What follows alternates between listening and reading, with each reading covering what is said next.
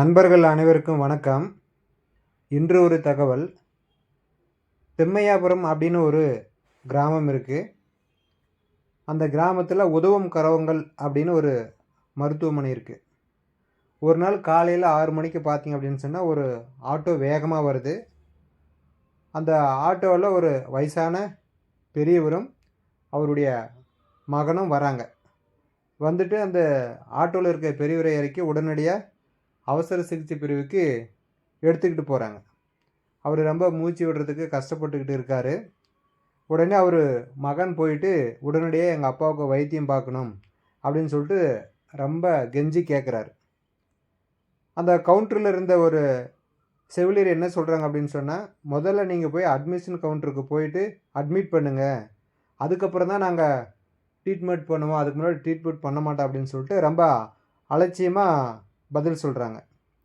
உடனே அந்த மகன் வந்து, மேடம் அவர் ரொம்ப உயிருக்கு போராடிக்கிட்டு இருக்காரு, மூச்சு விட முடியல, இப்போ எப்படி நான் உடனே காசு என்னால் ரெடி பண்ண முடியும், அதனால் முதல்ல நீங்கள் ட்ரீட்மெண்ட்டு செய்யுங்க, அதுக்கப்புறம் நான் காசு கொடுக்குறேன் அப்படின்னு சொல்லி எவ்வளவோ கெஞ்சி கேட்குறாரு. அந்த செவிலியர் வந்து, எங்களுக்கு மருத்துவமனையினுடைய விதிகள் தான் முக்கியம், அதனால் நீங்கள் கவுண்டருக்கு போய் பணம் கட்டாமல் எங்களால் வைத்தியம் பார்க்க முடியாது அப்படின்னு சொல்லிட்டு ரொம்ப கராராக பதில் சொல்லி அனுப்பிடுறாங்க. உடனே அந்த நபர் போய் கவுண்டரில் கியூவில் நிற்கிறாரு. ரொம்ப கியூவாக நிற்கிது. போயிட்டு கெஞ்சுறார் அவர் ஒரு பரிதாப குரலோட, எங்கள் அப்பா வந்து ரொம்ப அவசரமாக இந்த மாதிரி அட்மிஷன் பண்ணியிருக்கிறாங்க, அதனால் சீக்கிரமாக எனக்கு ஒரு அட்மிஷன் கொடுங்க அப்படின்னு சொல்லி கேட்குறாரு. அதுக்கு அந்த கவுண்டரில் இருந்த நபர் சொல்கிறாரு, இங்கே எல்லாமே அவசரம் அப்படின்னு தான் வராங்க, அதெல்லாம் முறைப்படி வாங்க அப்படின்னு சொல்லிட்டு அவருமே ரொம்ப அலட்சியமாக பதில் சொல்கிறாரு. சரி, அதை காதில் வாங்கிக்கிட்டு ஒரு வழியாக கொஞ்சம் க்யூவில் வெயிட் பண்ணி இருந்துட்டு அவருடைய முறை வந்த உடனே அட்மிஷன் ஃபீஸு அவர் பாக்கெட்டில் இருக்கிற 5000 ரூபாயத்தை வந்து கட்டுறாரு. கட்டின உடனே அவங்க 5000 கிடையாது 10,000 வேணும் அப்படின்ற மாதிரி கேட்குறாங்க.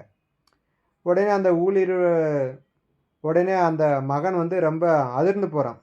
10,000 பணத்துக்கு நான் எங்கே போவேன், இருந்தது 5000 தான், அதனால் எங்கள் அப்பா உயிருக்கு போராடிட்டு இருக்கிறாரு, தயவுசெய்து எனக்கு உதவி செய்யுங்க அப்படின்னு சொல்லிட்டு சொல்கிறாரு. அதுக்கு அந்த பணம் வாங்க நபர் பண்ண முடியாதுன்னு மறுத்துடுறாரு. அதுக்கப்புறமா முடிஞ்சால் பணம் கட்டுங்க, இல்லைன்னா இங்கே வேறு ஆஸ்பத்திரி போங்க அப்படின்னு சொல்லிட்டு அந்த நபர்கிட்ட சொல்லிடுறாங்க. நேரம் ஓடிக்கிட்டே இருக்குது. அந்த முதியவரினுடைய நிலைமை ரொம்ப மோசமாயிட்டே இருக்குது. மூச்சு திணறல் ரொம்ப அதிகமாக இருக்குது. அதை பார்க்குற அந்த மகனுக்கு வந்து மனசில் ஒரே படபடப்பாக இருக்குது. பக்கத்தில் இருக்கக்கூடிய அந்த நிறைய நபர்களிடம் பணம் கேட்குறான். ரொம்ப பரிதாபப்பட்டு கேட்குறான். ஒரு சில நபர்கள் அங்கே வந்து ₹1 ₹2 அந்த மாதிரி கொடுக்குறாங்க. சில பேர் வந்து எங்களுக்கே கஷ்டமாக இருக்குது, அதனால் பணம் இல்லை அப்படின்னு சொல்லிட்டு கை விரிச்சிடுறாங்க. உடனே இந்த நபர் அங்கேயும் இங்கேயும் போகிறாரு. பல இடங்களில் அலைஞ்சி திரிஞ்சு ஒரு சில நண்பர்களிடம் கடன் வாங்கிட்டு கொண்டு வந்து அந்த பணத்தை கட்டுறாரு. பணத்தை கட்டின உடனே பார்த்தீங்கன்னா விலை மதிப்பு இல்லாதது நம்மளுடைய கால நேரம். ஸோ அந்த நேரம் வந்து போய்கிட்டே இருந்தது. பணத்தை கட்டி முடிச்சுட்டு உள்ளே சென்று அவங்க அப்பாவை பார்க்கலாம் அப்படின்னு போகும்போது ஆக்சிஜனோட அவங்க அப்பா வந்து அட்மிஷன் போட்டிருக்காங்க. அதுக்கப்புறம் அவருடைய உடலில் ரொம்ப தெம்பில்லை அப்படின்ற மாதிரி தெரியுது. 1 மணி நேரம் அல்லது 2 மணி நேரம் போராட்டத்துக்கு பிறகு பார்த்திங்கன்னா மருத்துவர்கள் கை விரிச்சிடுறாங்க. நாங்கள் எவ்வளவோ போராடினோம், எங்களால் ஒன்றுமே பண்ண முடியல, நீங்கள் கொஞ்சம் சீக்கிரமாக ரெடி பண்ணி பணத்தை கட்டியிருந்தீங்க அப்படின்னு சொன்னீங்கன்னா கண்டிப்பாக உங்கள் அப்பாவோட உயிரை காப்பாற்றிருக்கலாம் அப்படின்னு சொல்கிறாரு. இதை கேட்ட உடனே அந்த மகன் வந்து தரையில் அப்படியே சரிஞ்சு கீழே விழுந்துடுறான். காசு இல்லை அப்படின்றதுனால தான் எங்கள் அப்பாவுக்கு வந்து வைத்தியம் சரியாக கிடைக்கல, ஒருவேளை உரிய நேரத்துக்கு அந்த காசை கொண்டு வந்திருந்தால் எங்கள் அப்பா உயிரோடு இருந்திருப்பார் அப்படின்னு சொல்லிட்டு அவன் அந்த அழுகையோட அந்த மருத்துவமனை முழுவதும் சுற்றி வரான். என்னுடைய நிலைமை யாருக்குமே வரக்கூடாது அப்படின்னு சொல்லிட்டு கடைசியில் அவங்க அப்பாவுடைய பாடியை கையில் கொடுக்குறாங்க. அதை வாங்கிக்கிட்டு வெளியில் வரான். ஸோ காசு இல்லை அப்படின்றதுனால ஒரு உயிர் வந்து அங்கே அநியாயமாக போயிடுச்சு அப்படின்றது நம்ம எல்லோரும் தெரிஞ்சிக்க வேண்டிய ஒன்று. இதை நான் ஏன் சொல்கிறேன் அப்படின்னு பார்த்தீங்கன்னா, நம்மள பல பேர் இந்த மாதிரி தான் இருக்கிறோம். நம்ம உடல் ஹெல்த்துக்காக, நம்ம குடும்பத்தினுடைய பாதுகாப்புக்காக ஒரு இன்சூரன்ஸ் பாலிசி எடுங்கன்னா கண்டிப்பாக எடுக்க மாட்டாங்க. அதுக்கு எதுக்கு போய் நம்ம செலவு பண்ணணும் வேஸ்ட் அப்படின்னு சொல்லிட்டு.